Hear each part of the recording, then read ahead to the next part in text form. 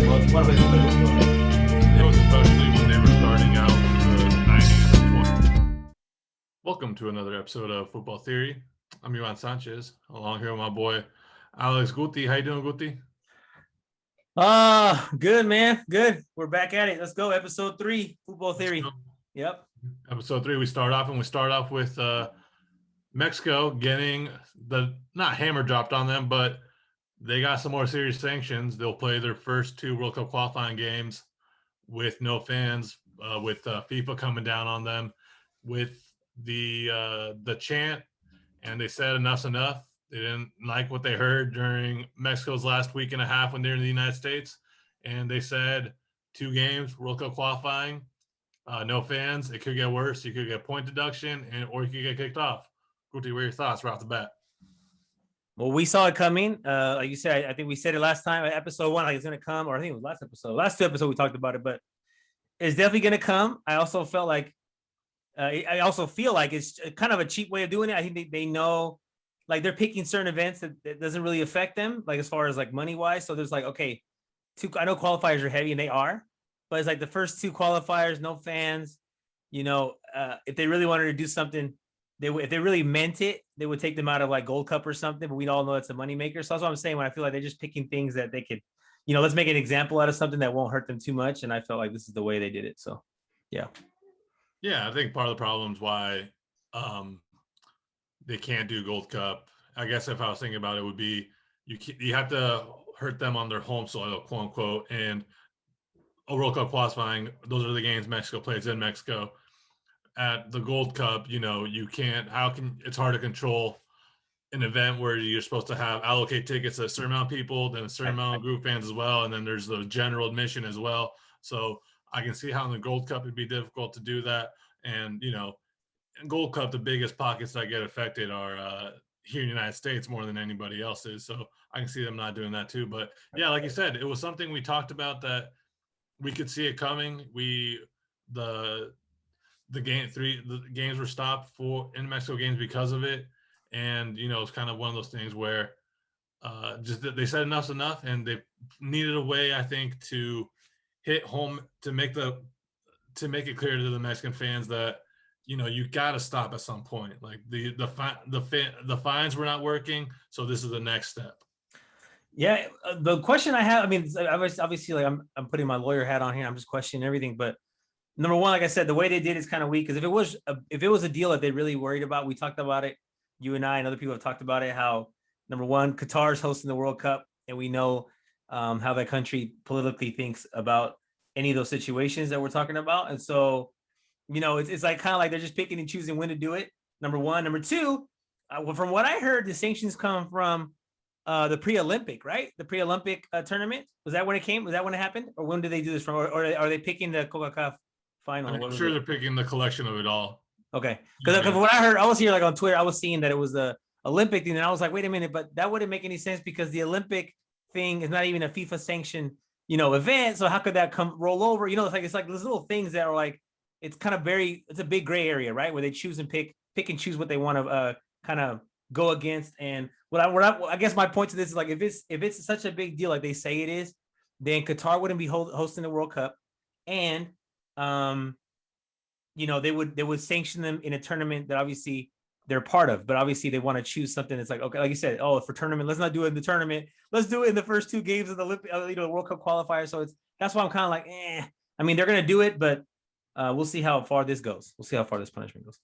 Yeah, I guess my argument for that is, if you're countering the suspension in Mexico with, FIFA's giving Qatar World Cup, we know the problems with Qatar or the problems they've had with the human rights with that, their whole stance in general about rights and everything. You're not actually defending the people that the chant is affecting when you make that argument. Yeah. You're not defending them at all. All you're doing is coming up with an excuse to just continue the chant, right, which doesn't. You're not any better. The hypocrisy of FIFA isn't an excuse for Mexican fans to continue this chant when it affects other Mexicans who feel offended by this, who are part of the LGBT plus community. It affects affects LGBT plus people in general who feel minimized and prosecuted.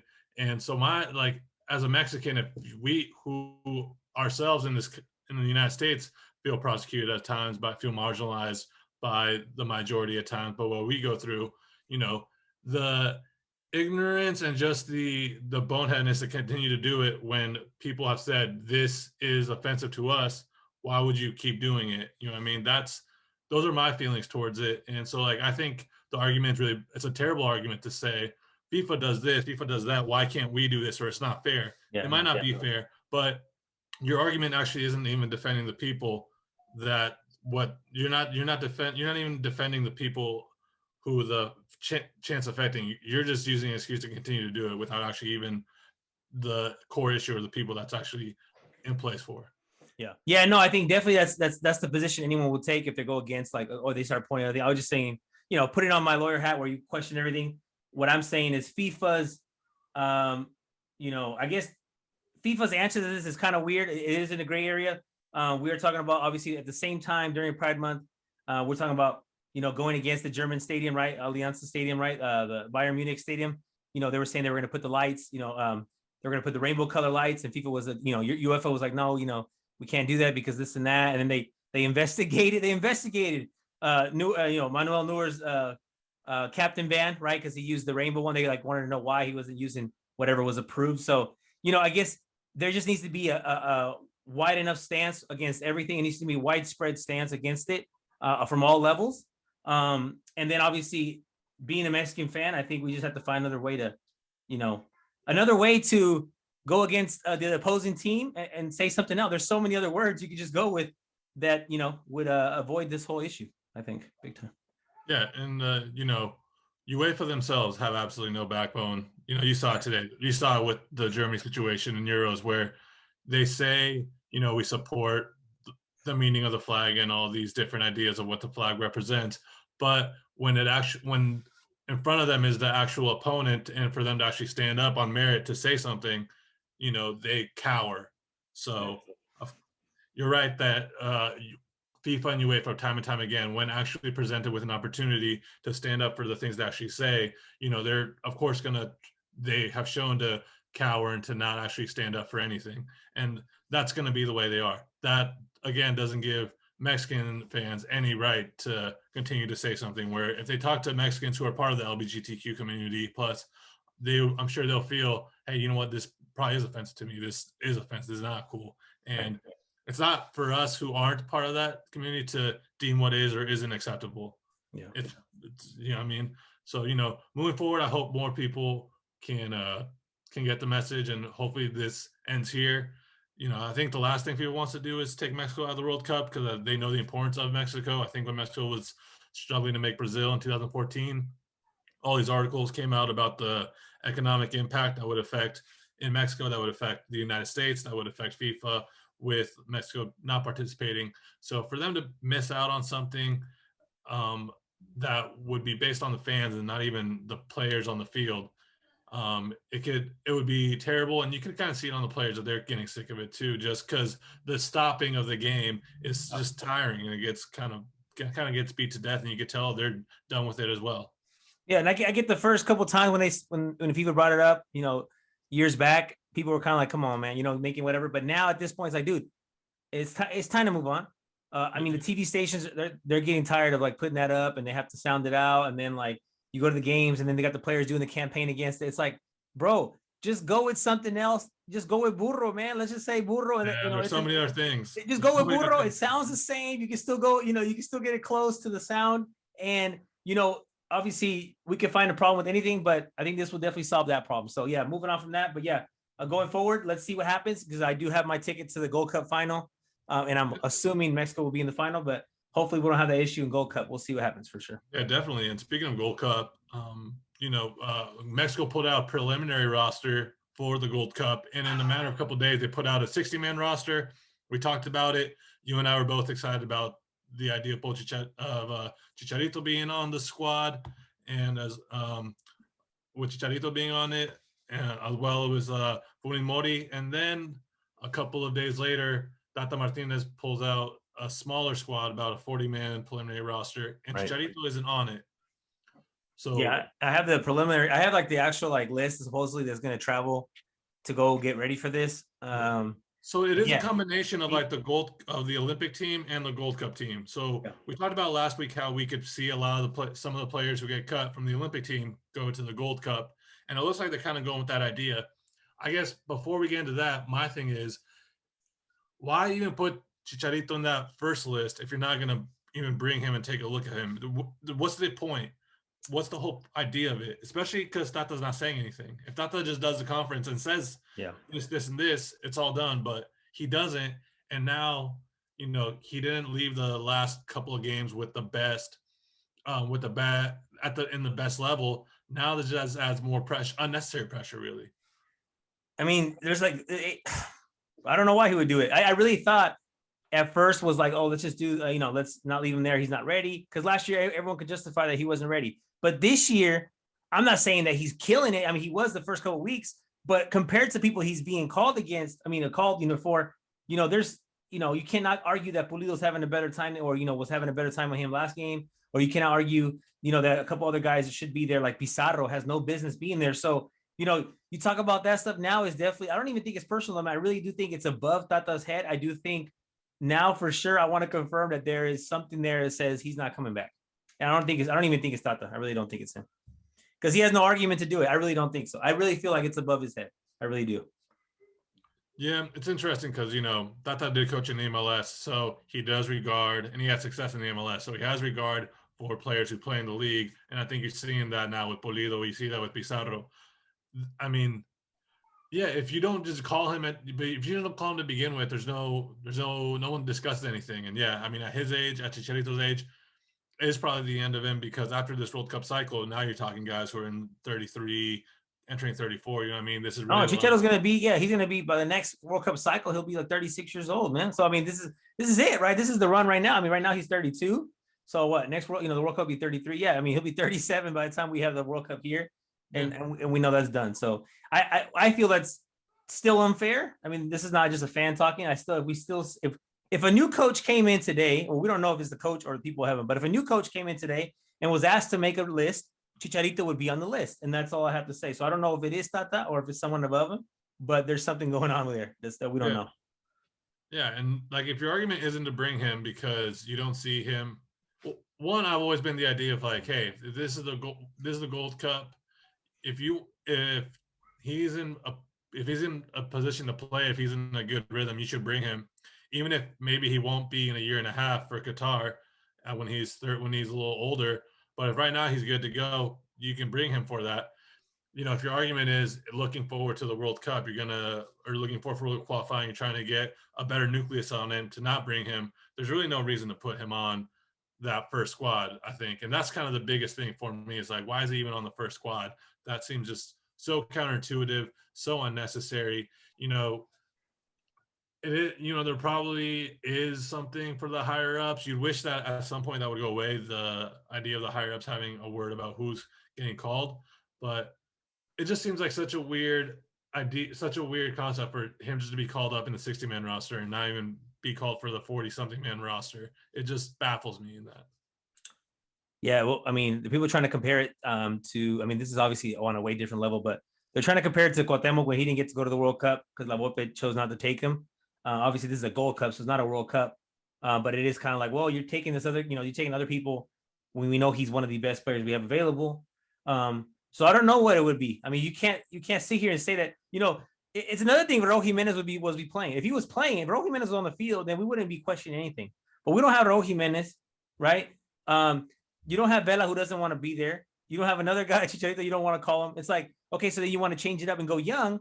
Well, you're not really going young because you're bringing in Funes Mori, who's 30, right? You're bringing in Henry Martin, who's, going to be 30 pretty soon. So, like, you're not really going with a brand new squad either. Like if you're saying, oh, for next World Cup, Funes Mori won't be available. He's not going to be in the next World Cup. He's not going to go at 34 or 35. So, like, what is your plan here? You're going to go all young? Then let's go all young then. And I'm okay with that. You want to turn the page and go, Jota Macias and go with these younger guys next year and see how they are, then let's try that. But you're kind of like, you're not really going that way. Like you said, he's also shot himself in the foot by saying, oh, like MLS guys.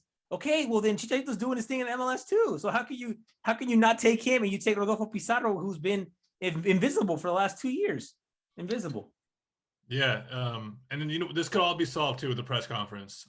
If he just explained it, this could all be solved too with a simple press conference and then just explaining it. And then whether we like what he says or not, at least we have a more clear idea of what his idea is. You know what I mean? And without that, we're just left to speculate. I think I honestly don't think that even goes past this World Cup. Definitely seems like a 4-year cycle. He's never been a man to stay very long at a lot of the places he's coached. So I don't see him staying very long with Mexico either. It's never seemed like a match made in heaven to begin with. It just kind of seemed like an opportunity for both. And there's nothing wrong with that either. But it just seems like so I don't see him making plans for beyond that when it comes to calling his players and calling up. He's not thinking about the 2026 World Cup. He's thinking about Qatar only. So he's kind of looks like he's looking for guys around there, which would explain, Fody Modi coming in 30, 31, kind of right at that sweet spot when you're looking for someone as a backup to Raul Jimenez or anything like that. So, it'll be interesting to see. Gold Cup just a couple weeks away now. We're getting closer. Final roster is going to be called up. We're going to have the Olympic roster being called up here soon as well. They're both training together. We got some friendlies coming up here too. So a lot of things happening with the Mexican national team, even though they're not playing. We're going to take a quick break. When we come back, we do have Euro still going on. We got our round of 16 matchups up. We got 8 teams eliminated. We're going to go over that, who we liked, who we didn't like. And yeah, we'll be right back. Let's go.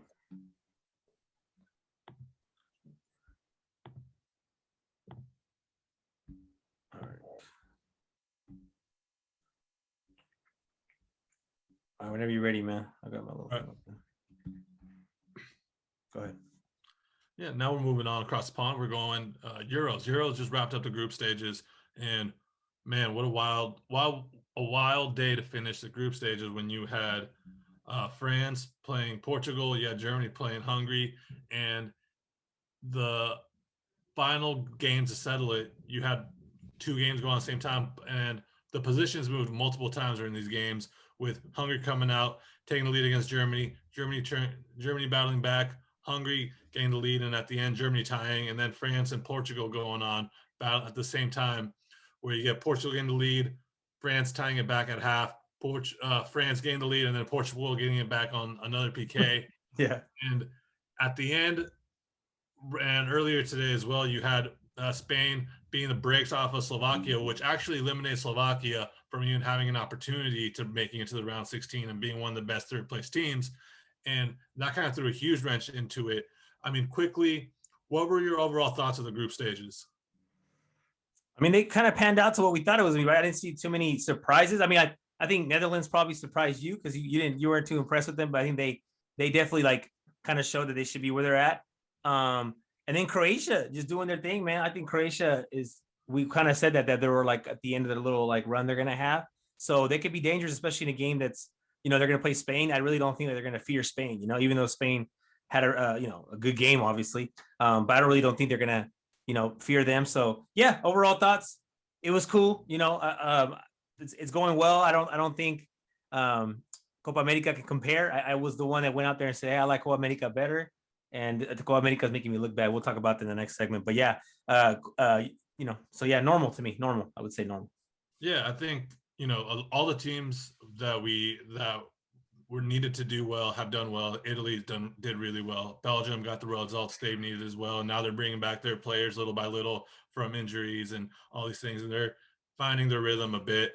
England getting the necessary results and getting the wins, even though they drew against Scotland, which we talked about Scotland being, that's the game they were going to be up for, and earning that. Croatia building little by little, even after that England game, showing, they might not be top tier. They're still quality. And, when you have players like Luka Modric, who can create something like magic in a moment, it really helps. It can elevate you and show and keep you away from the bottom. Sweden winning Group E, it kind of gives me PTSD from the World Cup, just kind of the way they did it with, just at times it's not pretty, and then at times it can be frustrating. It's frustrating watching, but they gain the results. They've gotten the results. They're solid, man. Sweden's solid. And it's then you go back and you go well, I guess Osorio obviously did plan it wrong. And, a 3-0 loss obviously looks bad, but, they did play, it wasn't like we lost to some nobody. Sweden's, they're doing their thing, man. They were in the quarterfinals of the World Cup. They won the group here. What's interesting to me, we talked, you mentioned like Netherlands playing really well, and they've surprised me in that regard too. You have these teams like Belgium, Netherlands, Italy, England, who all got the results, winning their groups as well. And for the most part, besides England, all of them got the maximum points. England drew one, but for the most part, got the points.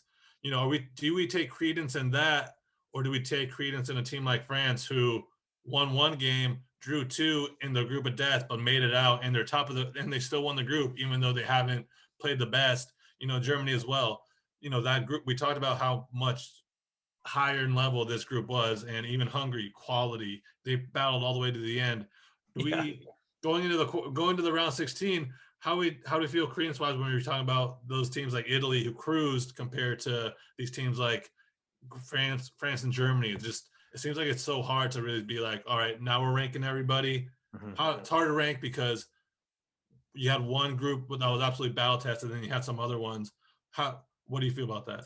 Well, I'm going to quote one of my buddies, Danny. Shout out to him. He listens to the podcast, but he says steel sharpens steel. So these teams that you're talking about, France and Germany, that might not have shown like all their power yet, but they got through.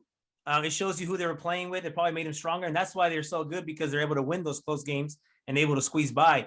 And Italy probably didn't have the competition that they had, but they were killing everybody. So that's my comment on that. I just feel like these tough teams that we thought were going to do it, like France and Germany, and the ones that we think are going to England, they're there, even though they haven't shown, like, they're not blowing people out. They're there though, and that's what counts. Sometimes that's even better in the group stage than winning all your games in the group stage. So we'll see.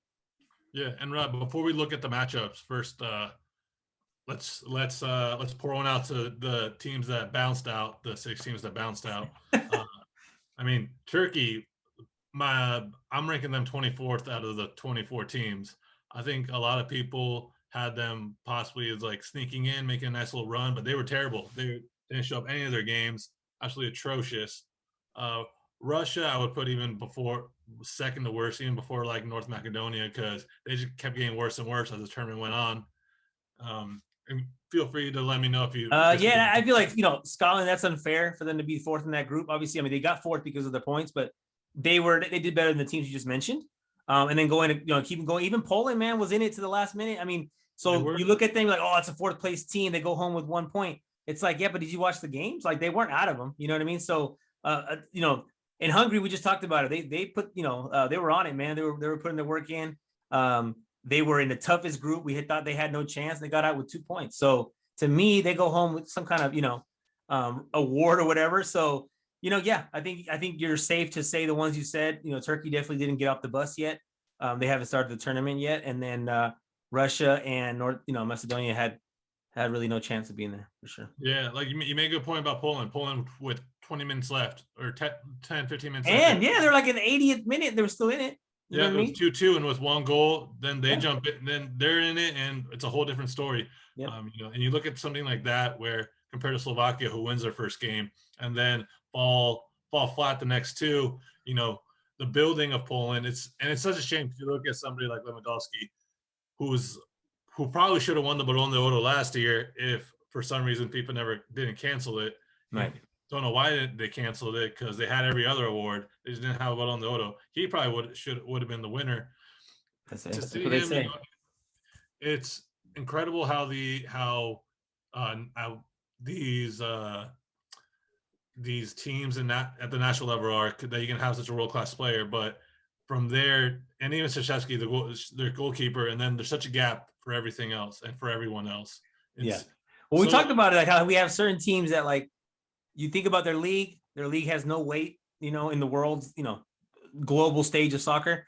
And then all of a sudden their countries that come to, the country comes together, like in Austria, or these other countries come together, like Denmark. You never hear about their leagues, and they're doing, they do work. They have players that are just sprinkled all over Europe, that make them strong. And the same thing with the players, though. Like, we look at Sweden, how well they're doing, and they still don't call their best player, that we consider one of the best players in the world, right? They haven't called him in years to play for them. You know what I mean? So, Ibrahimovic and other countries, other teams like that. So you look at that, you're like, some of these teams can still not call the best player, one of the best players in the world, and still do their thing, So that's kind of crazy. Yeah, and now so moving to the round 16, yeah, you make a good point, and it would be interesting to see how he would have looked in this Sweden side because um, their style of play just seems so not counterintuitive, but very opposite of the of can he fit into what they want to do, right? Because they play so well as a team, and they seem all very as a unit, 11 people, they're very on page. And when they make it, even when they make a sub, it's all very on page. Is he the is his talent with his talent over would throw a wrench in that? We don't know, right? I think Well, he was. then we can't feel bad when Chicharito, who's not on that level, who's not anywhere in that conversation with Ibrahimovic, gets left off a Gold Cup team, right? Like we could just say, oh, he doesn't fit. Like Mexican media, we get all like, dude, our one player, let's get all our pieces. Carlos Vela, these other guys that we want on there. And Sweden could take the luxury of saying, dude, I know he's one of the best players in the world and has been for the last whatever years, but we just don't really need him. It's like, dang, okay. Yeah, You know what I mean? yeah, He definitely. doesn't fit. He doesn't fit, right? Yeah, he doesn't fit. Okay. No, and so moving to the round 16, we got some tasty matchups, and even looking forward past these matchups, the way the bracket like worked out, you got Belgium, Portugal, round of 16. That right there. Another burner. You got England, Germany on the other side. That's gonna be Two. good. Those right off the bat look like the two matchups of the round 16. Uh, that look like tops. I mean, you Those also those two are gonna be nice, and I also I don't want that Croatia Spain game is gonna be nice too. It's gonna be it'll very be an close, interesting matchup, right? It'll very be close. Yeah, very close matchup. Croatia was probably more veterans than Spain, but a lot of them know each other. These players know each other, so I just feel like that's gonna be a good one to watch. It's always fun to watch Modric and these guys on the field for sure. And I think if you're a team like I think if you're a team like Netherlands, you like the way the bracket turned out because now you're looking at, hey, the way we've been growing in this tournament, we can see ourselves in the semifinals if we play up to our potential. You got Czechoslovakia, who's kind of evening out. You're going to play the winner of Wales and Denmark. If Denmark can make the quarterfinals, especially with everything they've gone through, that would be such an incredible story. So, I think Yeah, when I look at that, that's something that I like. I want that Denmark story to continue. I see them battling Netherlands in the quarterfinal matchup. that's gonna be a good. That's a very close game. I Yeah. think Denmark, coming off like you said, motivated. But Wales just won't go away. So now, like I said, when Mexico tied Wales 2 months ago, I was very upset. But then you look at they lost 1-0. It was a dead game. Whatever. There was nothing really going on. Wales wasn't. They're not that weak. Like that we might think traditionally. So a lot of these things are kind of panning out to be what they are. So, but don't fall asleep on Austria versus Italy. I think that could be a close one. I think, like you said, Italy ran through their group, so that could not. That is as a coach, you probably don't want to run through your group because you learn more from losing. You learn more from some ties. So, when you're winning 3-0 and stuff like that, you think you're the best team ever. So that could be a close one. I don't think Austria's going to upset them, but that's going to be a good one to watch for sure. Very close. Yeah. I think you're right. I think that next there'll be a level up than what Italy's been playing, and it's a perfect opportunity for Italy to show that keep the momentum going for them. I think Sweden, Ukraine has PKs written all over it. I think that one might be the weakest one of the groups, but you never know. Sweden again. If England win and Sweden win, that's a matchup of the quarterfinals in the World Cup. But you have England, who again we talked about them, their talent rising up. Germany still hasn't clicked yet, but they've kind of battled through. Right. This is a perfect setup for Germany, where the culture and the mentality of the German soccer player is perfectly set up to go into Wembley and beat England. I think because there's going to be all this pressure for England, and then for Germany, you're going to have them just so. I think they're going to feel so used to it. They're going to feel like they've done it before, and they're going to have England almost right there for them to overexpose themselves. So I wouldn't be surprised if Germany wins here. I wouldn't either. I'm not super impressed with England either. I think they should be doing better than what they look like. So we'll see. That's gonna be a good one to watch for sure. There's gonna be a lot of good games coming up, as they should be, right? Second round. So they're all like pretty tasty, probably except the Wales Denmark game and maybe except the Sweden and Ukraine as far as like you expect action like that. But should be cool to watch. Yeah, For me so at least. one final thought here. We've watched the group stages happen. We've seen these teams now play 3 times. How do you think Mexico would do first qualifying for Euros, and then like in this setup, how do you think they would fall? Well, right now I'm gonna wrap myself in the Mexican flag, but I definitely do feel like, and I saw you tweet that. That was a good point. I do feel like we look at our own team and we put ourselves down a lot. The fans, the media. I think we always like, oh no, it's where we are, it's where we qualify. But I really do feel player for player, and you put the team on, and they're playing the hardest they can. I think Mexico is definitely in the second round in this tournament. I really, you cannot sit here and say that for example, like traditionally, not all the time, but traditionally, Mexico plays Croatia and have beaten Croatia. So that's a team like that. They've beaten France in the past. I know it's a different France. I understand that. They've beaten Germany, and that was a different Germany. I understand that too. Holanda, they gone toe to toe. We know what happens with that. And, Italy, they've almost beat them. So like you could ask these European teams if they were playing against Mexico, they would probably tell you, like, or if they had to pick teams from the Western Hemisphere, they would probably say, okay, Mexico could definitely compete. I think today USA would probably compete with the team they have because the players are playing in Europe. And obviously in South America, we already know a couple of those could probably very easily compete as well. The Uruguays, the Brazils, obviously the traditional teams, but Argentina. So yeah, I definitely do see Mexico. They would definitely qualify. They're definitely a higher level than North Macedonia, than Hungary. I think teams like that. I really do think Mexico is better than them. I do think.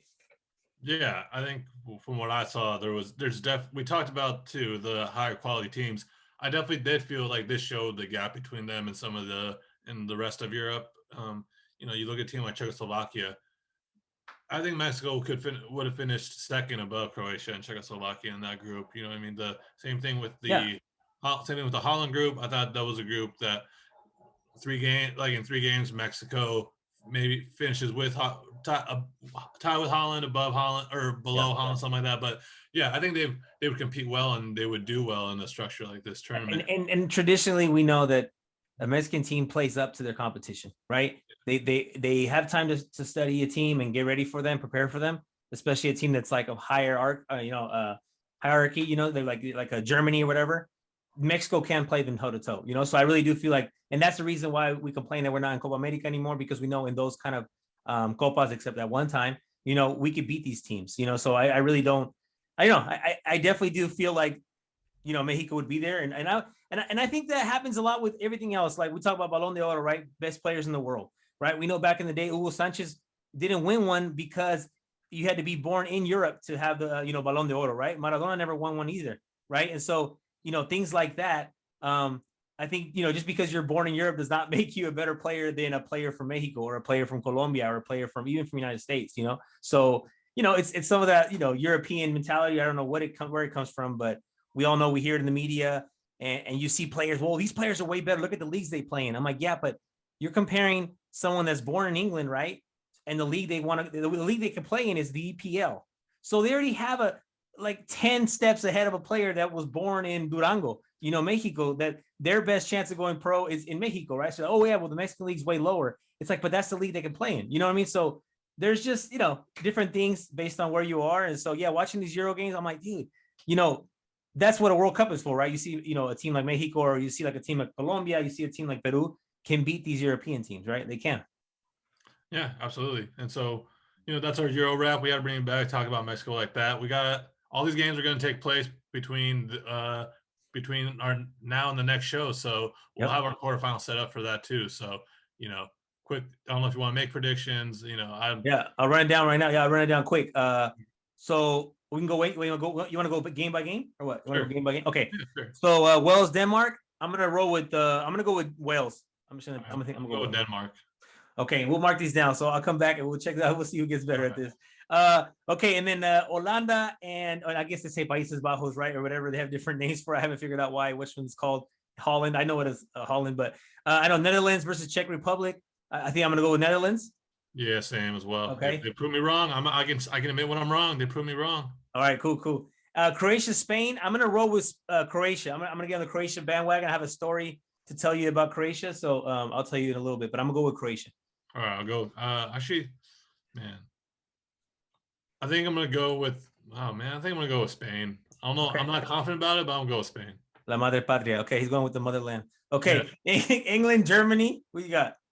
And I'm just going down the list on Wikipedia, so it's all okay. Cool. Yeah, I'm gonna go. Man, I'm gonna go with England. I think I'm just gonna go with England. I don't want to justify it. I'll change my mind before the game starts again, but I'll go with England. Where are they playing the game at? I think it's going to come down to I don't know that one, man, but because I don't know. It just for some reason, if they were at home, is Germany still at home or are they moving on? No, they're not going to be at home anymore. Okay. Man, I want to say they might be in Rome. Oh, I can click on it right now. I got it. Yeah. No, they're at Wembley. So I'm going England. They're at Wembley. All right. Sounds good. Okay. I'm going with the home team just because I think that's going to be the only difference. Like them being at home is literally the only difference. Italy, Austria.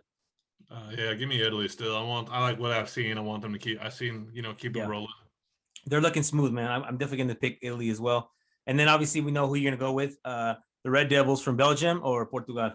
Yeah, Belgium. I can't be sleeping on the streets. Yeah, he might get kicked out. So I don't know. I think that's a tough one. That's a very tough one. It is. I love Lukaku though, so I'm gonna roll with Belgium too. I'll rock with you on this one. I'm gonna go with Belgium. I love Lukaku. Yeah. All right, France. Sweden. I'm in France. Yeah. You going France? Okay. Yeah, I don't think Switzerland would be able to surprise them, so I'm definitely gonna stick with France. Sure. And then last, Sweden, Ukraine. Let me get a coin and flip it real quick because it's literally what's going to be. But I think Sweden's stronger than Ukraine. I'm gonna go with Sweden. Yeah, I'm gonna go with Sweden as well. Ukraine showed a lot in that Netherlands game, and then from there they kind of leveled out a little bit. I think Sweden, they've shown they can do it different ways now, right? They got 3 goals today. They got that 0-0 result against Spain. They've done it in different ways, even though they still kind of have that same style where their blocks are gonna be very difficult to beat. Yeah. Their defensive structure is really sound, and they're gonna frustrate. And I think this is kind of like a perfect game for them to kind of beat Ukraine, where Ukraine's not going to offer a lot offensively, and so they might even still be able to attack more while still holding their defensive structure without exposing themselves a lot. So I'm going to go with Sweden. Me too. I think Sweden's just been they look crisp, man. They look crisp, and they could do something in the next round too. So I'm going to stick with Sweden. Yeah, cool. Definitely. Yeah, no. So that's our European talk. We're going to take a quick break, and then we're going to head down to Brazil to talk about Copa América. And we're going to have, I think our thoughts are going to be very opposite of what they are about Euros. For sure. All right. And now we're switching down. We're going down to the Southern Hemisphere. We got Copa América. I mean, Guti, you've talked about how much you like Copa América. This is a new format. A lot happened before the tournament. What are your thoughts so far of the tournament so far? To be honest, I haven't watched the game in a couple of days because I'm not into it anymore. I really was a defender of Copa América. I grew up watching Copa América. I grew up watching, Mexico, going to the finals. And I think one of my first memories was them losing to Colombia in the final in Colombia, in 99. So actually 99, 01, I think 01 or 99. I'm not sure. Yeah, 01. 01, yeah. So, I always like Copa América. One, because I think the Mexican teams can definitely compete with these teams. Number one, and traditionally they've done it. Obviously, they had one slip up, and I was there live as well, but I don't want to talk about that. But just I've always been into Copa América, man. I've always loved watching Argentina. I've always loved watching Brazil. I've always loved watching Colombia and teams like that just compete. I do think it's missing 2 things. Number one, they're missing fans, obviously, and that's definitely hurting them, especially in a place like Brazil. But obviously, wherever it would be nice to watch fans or have fans on. Having fans on TV is different, right? Especially it was like the NBA when they were in the bubble. I couldn't watch it. I couldn't watch it. It wasn't for me. I needed to see the fans' reactions and stuff and the sounds. The second thing as well, I think is hurting them is not having the 2 guest teams. I think that definitely brings spice to the tournament. Not only does it help out with the group stage, because we talked about how it's too much with 4 group games and one team being asked to leave after 4 games. So that definitely hurts them. Because, traditionally, they've invited Mexico and whatever other team, and it just had more spice to it, and we obviously saw the success of Copa América 2016 when they joined with CONCACAF, which I thought was great. It was a great event. It was actually one of the, it was very even. You might have a couple teams that probably don't belong in there, but it was very even. It had a kind of a Euro feel where you have 5 or 6 contenders and some other teams that are pushing to get in there and some other teams that probably don't belong there, but it was a little mini World Cup. It was pretty cool to watch. So yeah, I guess my one word to describe Copa América right now is just boring for sure. Yeah, I have to agree with you that I think some things that don't help it, turns out it doesn't help it, is the structure of it, the 2 groups. One, because of the odd numbers in each group, there's just no fluidity to it. one team has an extra rest, one team has to rest while the other two play, and then because there's two groups that there's too much gap between each game a little bit, and there's no time to build. I think, when you watch with the Euros, we just went almost 2 weeks with game, and so that builds, and then you feel like you've earned the rest between, Right. you know what I mean. And here right off the bat, you get 2 games, then a couple days rest, and 2 games, couple days rest, and it's a different set of it's a different set of teams. Right now, a couple teams have 2 games, a couple teams have 3 games on the same group. Yeah. And so I think that has really hurt it. I think the fact that they've been playing a lot before with the World Cup qualifying, it's also nothing new because it's the same 10 teams too. And that also kind of, makes it a little bit flat. You mentioned the other good points about not having fans there and how that's kind of dampened it as well. So yeah, it hasn't been the atmosphere I think they were hoping for. Also the struggles that are happening in South America lay a little cloud over it as well.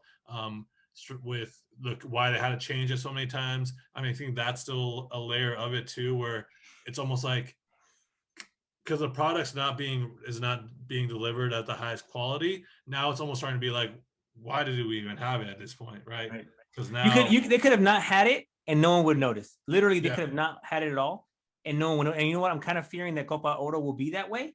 I am hoping that Copa Oro will not be that way only because there will be fans, number one. Number two, it will be a toss-up, and we'll talk about that in a second, with teams bringing in different players, and it's new teams that won't be in the qualifiers, so they're going to go all out, right? So that has a little bit more taste than Copa America does. So I'm hoping that Copa Oro, you might see Copa Oro have a better level of play than Copa America. You might see that, to be honest. Yeah, and I think with the Copa America, with the Copa Oro too, they've expanded it to 16 teams to allow more of the Caribbean team or the lower end teams to have an opportunity to play higher level games. Mm-hmm. So now it's kind of that more traditional four groups of 4, and again, it's going to flow better too because of that, because now there's an even number in each group. So I think Copa America has a lot to learn. I think in the future, invite 2 other teams, find 2 other teams where you can, whether it's Mexico, United States, Japan, Korea, if you want to get some of the African teams as well, something, because it's showing that the 10 groups don't work, or the 10 teams don't work, and it just makes it very wonky. And it's really tough when you go from watching these Euro games and go directly right to Copa America. You can just kind of feel it all just being a little bit sunk down a little bit. And it's not fair, because if you put a Brazil, because Brazil is Brazil, right? You put them in, Euros, they're gonna do damage too. So it's unfair to be like, oh, they all suck. It's like, nah, it's not that. I think the whole tournament, everything about it, like you said, moving moving places, host city, host nation, the COVID situation, the no fans, the fact that they're gonna play each other again for qualifiers in the next 2 months, all that kind of plays into like just showing you bad level, because teams are just bringing in. They're just doing whatever. I think they just want to get through there and not get hurt, but it definitely doesn't make Copa America look good. And I'm hoping CONMEBOL sees that. And I'm hoping they're on the phone next year trying to get Mexico and US in the next Copa America for sure. I think if they want to make money, they got to do that. Yeah, and I think just go back to 12 teams, go through groups of 4, do that. I think just makes it so much better from a structure standpoint, from a flow standpoint to the tournament. And it's been a lot of games. I think we did talk about how this setup of 2 groups of 5 allows you to have like rotation and allows you to not be at your best every time. And I think you're seeing it right now. Maybe once the quarterfinals start, it'll be like another level, but definitely has to be a wait and see. And hopefully that, there's no really other option but up with this. So yeah, this is definitely gonna be the worst one that they've seen, I think. And this is an idea that just came to my head right here. Instead of having 2 Copa Americas and 2 Copa Oros every World Cup cycle, you have your Copa Oro, you have your Copa America separate, and then you do one that's combined before the World Cup, so you do like a little, instead of having 2 of each, just have 1 of each, and then have some kind of combined tournament. You have to name it something else, but it doesn't hurt to have that. It doesn't really hurt. I mean, it's great. I mean, Costa Rica can compete with some of these teams. Honduras is better than Bolivia and some of these other countries. So, let them do it. We saw how good that, that turned out. It didn't turn out well for the people above. We know the scandal came after that, but it definitely turned out well for the fans and TV for sure.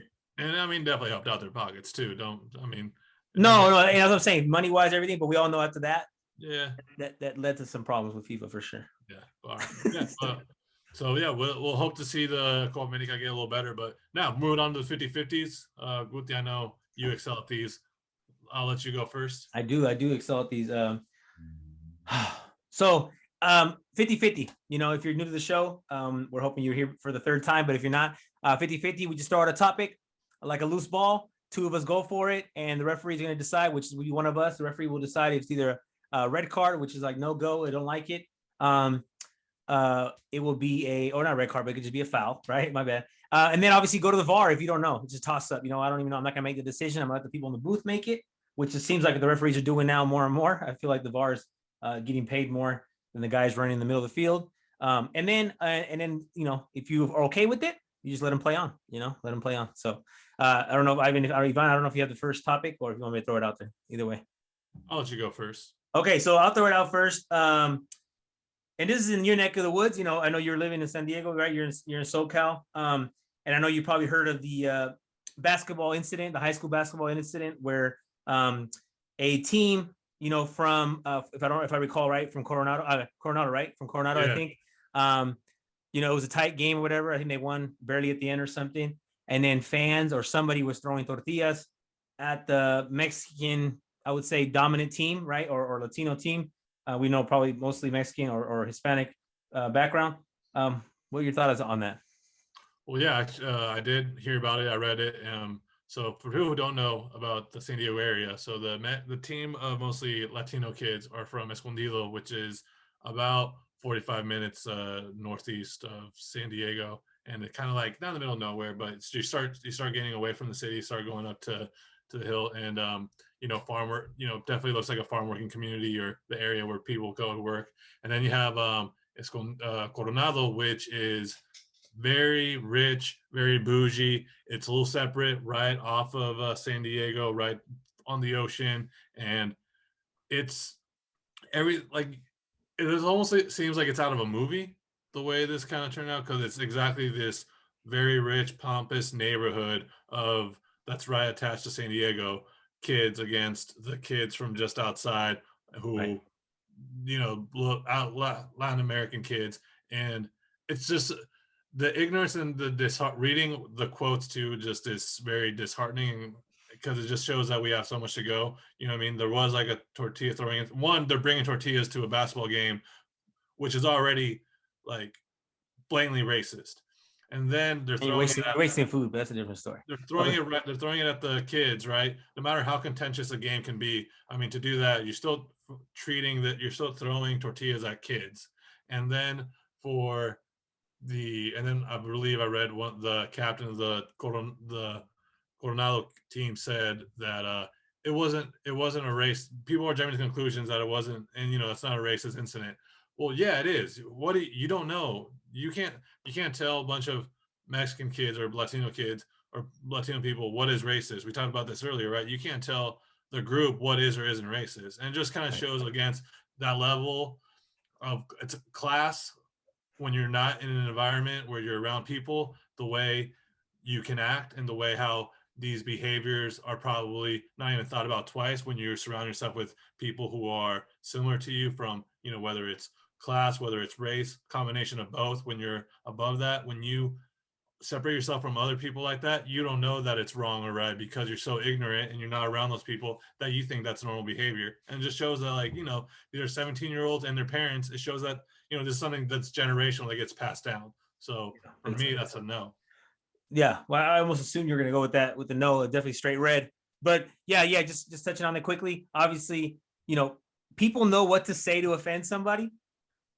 Because obviously you could have thrown anything else, and we already know things have been thrown or things have been said, whatever, but it's crazy to see that people know what to say to offend you. So, it's not racist. Like, yeah, but what to say, what not, what you can do to offend someone. And you've seen it on video. We've seen it go viral. We've seen it all over the place.